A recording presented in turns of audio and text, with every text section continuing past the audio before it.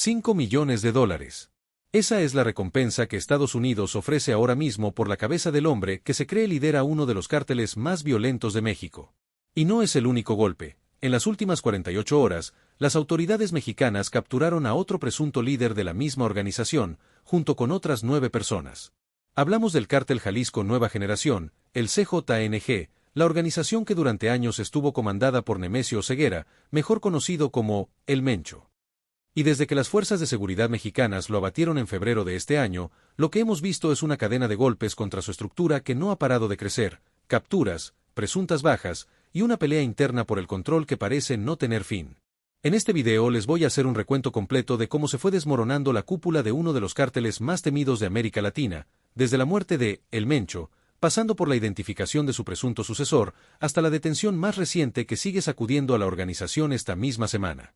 Y antes de entrar de lleno, la aclaración de siempre, todo lo relacionado con la identidad de líderes actuales, sucesiones internas o roles específicos dentro de la organización proviene de señalamientos de autoridades mexicanas y estadounidenses, no de condenas firmes. Así que vamos a tratar cada dato con el cuidado que merece, dejando claro que está confirmado oficialmente y que sigue siendo, por ahora, señalamiento o investigación en curso. Para entender la magnitud de lo que está pasando ahora, hay que empezar por el principio. Nemesio Oseguera Cervantes, alias El Mencho, fue durante más de una década el líder y fundador del Cártel Jalisco Nueva Generación.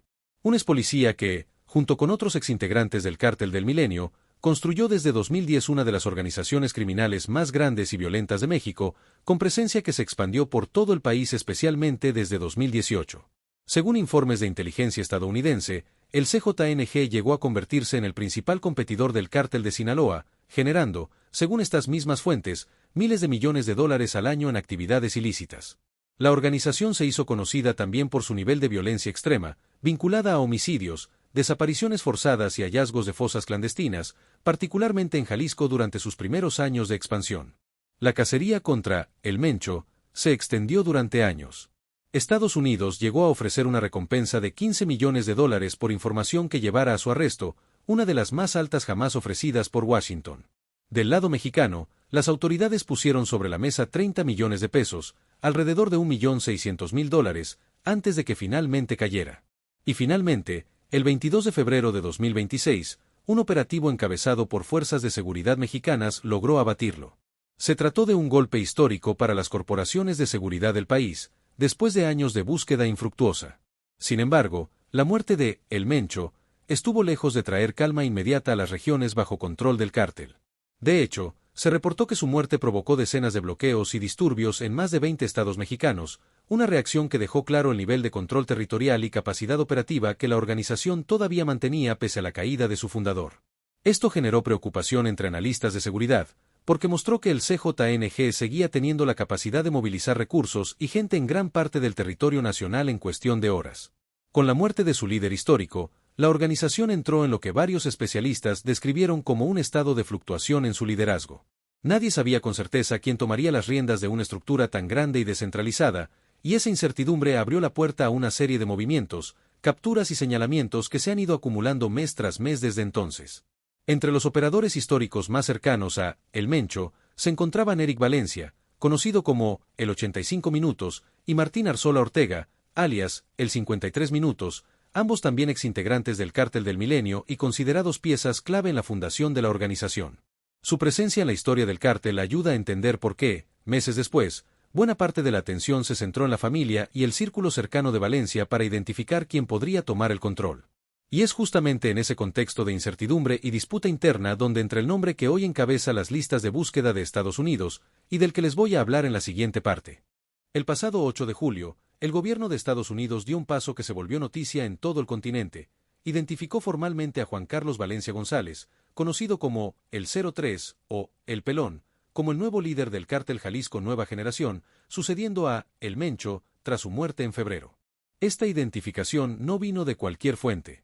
Según se reportó, provino del Centro Nacional Antiterrorista de Estados Unidos, que en su guía actualizada con datos hasta junio de este año, señaló a Valencia González como líder del CJNG desde la muerte de Oseguera Cervantes.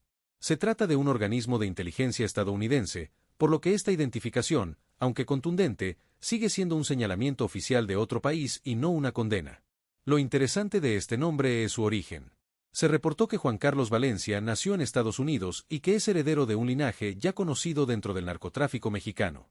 Su padre, Armando Valencia, habría sido cofundador del Cártel del Milenio en Michoacán, organización que durante años funcionó como enlace de grupos de crimen organizado colombianos, y de la cual, como vimos en la parte anterior, se desprendió originalmente el propio CJNG. Según el Wall Street Journal, medio que ya lo había señalado previamente como el posible nuevo líder, Valencia González habría sido fundador y coordinador del Grupo Elite, descrito como el brazo armado de la organización.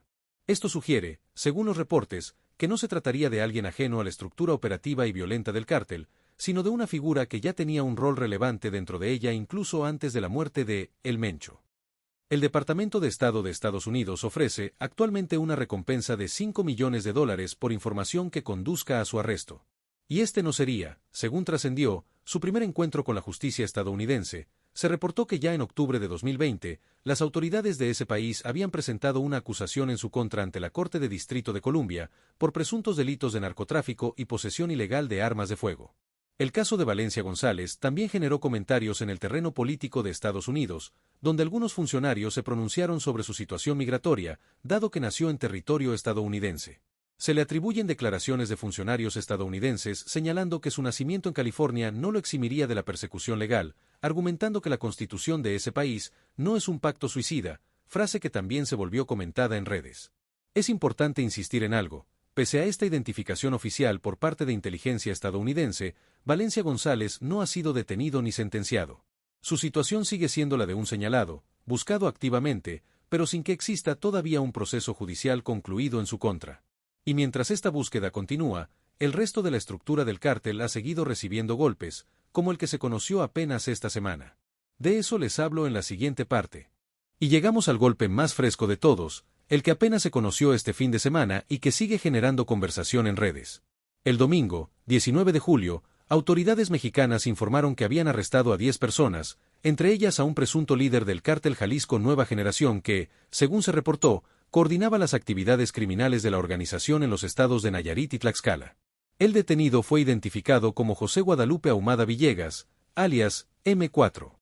Según fuentes de seguridad y medios locales, se le señala como una pieza importante dentro de la estructura regional del cártel en esas dos entidades, aunque, como siempre en este tipo de casos, se trata de señalamientos de las autoridades y no de una sentencia firme todavía.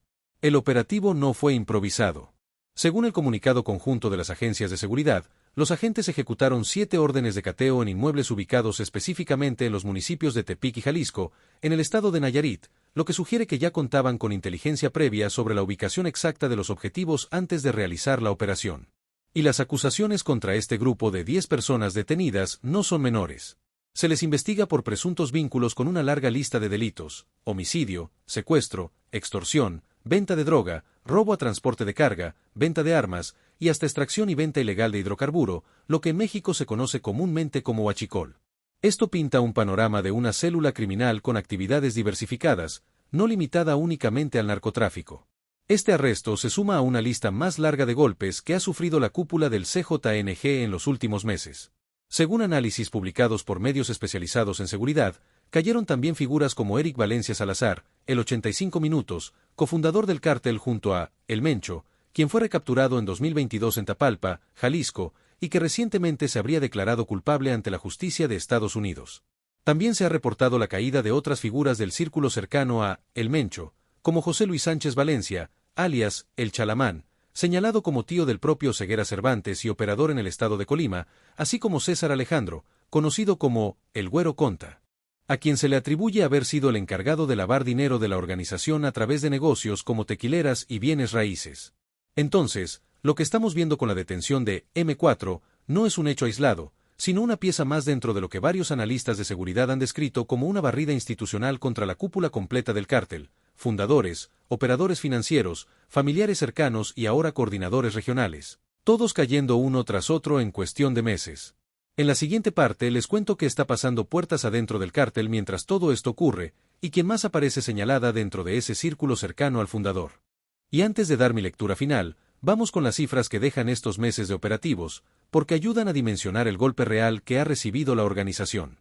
Solo entre los nombres que hemos repasado hoy tenemos: un fundador abatido, un presunto sucesor identificado con recompensa de $5 millones, un cofundador histórico recapturado y ya declarado culpable en Estados Unidos, un operador financiero caído, un tío del propio, el Mencho, señalado como operador en Colima, y ahora, esta misma semana, 10 personas más detenidas de una sola célula regional en Nayarit y Tlaxcala. Son, contando solo los que mencionamos en este video, más de 15 personas entre capturadas, abatidas o formalmente señaladas en cuestión de meses. Y eso sin contar a los operadores menores que no hacen encabezados, pero que también van cayendo en cada operativo. Es, según cualquier métrica, una ofensiva sostenida contra la estructura del cártel, no un golpe aislado. Y aquí es donde entra la parte de la pugna interna que también hay que tener en cuenta. Se ha reportado que Rosalinda González Valencia, esposa de El Mencho, era considerada la operadora financiera en jefe de la organización junto con varios de sus hermanos, lo que sugiere que el poder del CJNG nunca dependió únicamente de una sola figura, sino de toda una red familiar construida durante más de una década. Esa estructura tan basada en lazos de sangre y confianza personal es, según especialistas, una de las razones por las que resulta tan difícil rastrear públicamente quién manda realmente hoy en el cártel. A diferencia de organizaciones con jerarquías más rígidas, este tipo de estructuras suelen generar disputas internas más impredecibles, precisamente porque no siguen una lógica clara de ascenso. Mi lectura personal, y lo digo como eso, una opinión, es que no estamos viendo el fin del CJNG, sino su reconfiguración. Cuando una organización de este tamaño pierde a su fundador y empieza a recibir golpes en cadena contra su cúpula, lo normal no es que desaparezca de la noche a la mañana, sino que sus células regionales, como la que operaba M4 en Nayarit y Tlaxcala, sigan funcionando con cierta autonomía mientras se define quién controla el mando general. Y esto es justo lo que hace tan importante seguir este tema de cerca. No se trata de una sola noticia aislada, sino de un proceso que lleva meses desarrollándose y que probablemente va a seguir dando capítulos nuevos, ya sea con la eventual captura de Valencia González, o con la caída de alguna otra pieza clave de esta estructura que hemos repasado hoy. Por eso, en este canal vamos a seguir de cerca cada actualización de este caso y de los otros temas de actualidad que están marcando la conversación en México. Así que si este video te ayudó a entender mejor todo lo que ha pasado con el CJNG en los últimos meses, dale like, que es la forma más fácil de decirme que quieres que siga haciendo este tipo de contenido. Suscríbete al canal y activa la campanita, porque en cuanto haya una nueva captura o cualquier otro tema que esté generando conversación en México, aquí lo vas a saber primero. Y en los comentarios cuéntame, ¿creen que estos golpes realmente están debilitando al cártel, o piensan que solo estamos viendo el reacomodo de nuevas caras en el mismo negocio? Los leo a todos. Nos vemos en el siguiente video, cuídense mucho.